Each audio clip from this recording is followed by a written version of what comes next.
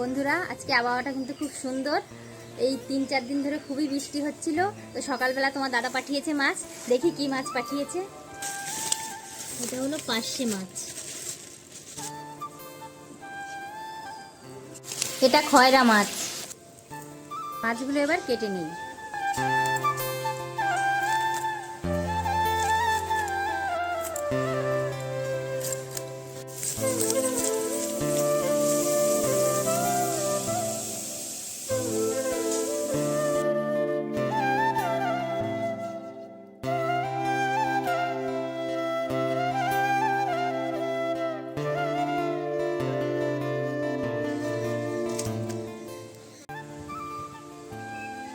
বন্ধুরা, আকাশে কিন্তু আবার মেঘ করে এসেছে।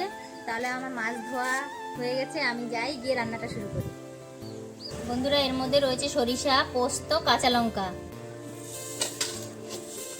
শিলনোড়ায় বেটে নেব।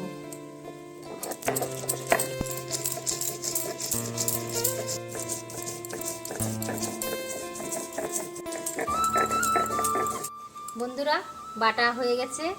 বন্ধুরা, তাহলে মাছটাকে মাখিয়ে নিই। পরিমাণ মতন লবণ আর হলুদ ভালো করে মাখিয়ে নেব। কড়াই গরম হয়ে গেছে, এবার দিয়ে দেবো সরিষার তেল। আর মাছগুলো গরম তেলে দিয়ে দেব।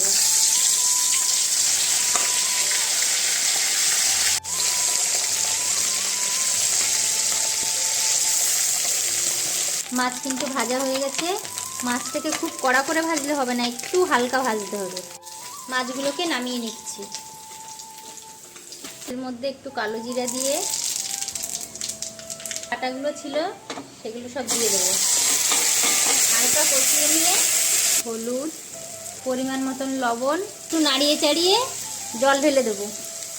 সেই ঝোলটা ফুটে উঠলে এবার মাছগুলো সব দিয়ে দেবো কড়াইতে। হালকা করে নাড়িয়ে চাড়িয়ে এবার একটু ঢেকে দেবো। ঢাকনাটা তুলে দেখি। দেখুন বন্ধুরা, দেখতে কিন্তু সুন্দর লাগছে আর গন্ধটাও সেরকম বেরিয়েছে। আপনারা বাড়িতে বানিয়ে অবশ্যই খাবেন। পার্শে মাছের ঝোল হয়ে গেছে সরিষা বাটা দিয়ে। এবার তাহলে তরকারিটা নামিয়ে নেব।